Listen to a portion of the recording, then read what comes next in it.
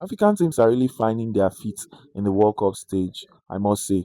We talk about Cape Verde, talk about Congo, talk about Morocco, and now today we're still talking about Ghana. Ghana proved themselves even against European powers like England, holding them to a goalless draw in the World Cup is simply um, impressive to note. This is not to downplay Ghana as a footballing nation because they are one of few countries amongst African countries that have gone as far as the quarterfinal in the World Cup. But this particular team is one that didn't have much riding on them, but they're actually turning expectations now.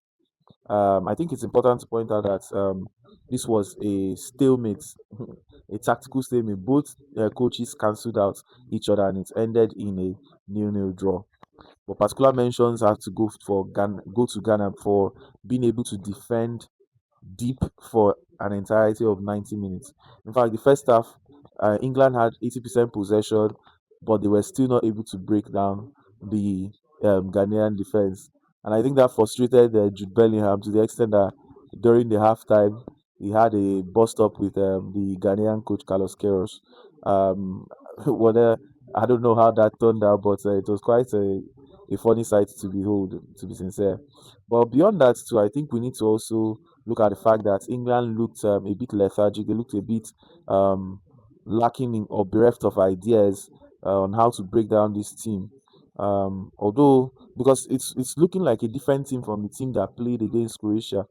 Being able to beat a finalist in Russia as well as third place winners in Qatar and beat them 4-2, but struggling to find a goal against Ghana, it shows a good account for Ghana, but it also shows the fact that England probably lacked ideas on how to get the job done. But I think it's also important to point out that David Beckham was in his stands, um, hoping to encourage his team, but I guess that wasn't enough for the team because the closest they got to a goal was a chance from Harry Kane late in the match, where it was point blank in front of the keeper and he skied it over the bar after a Nico Riley header.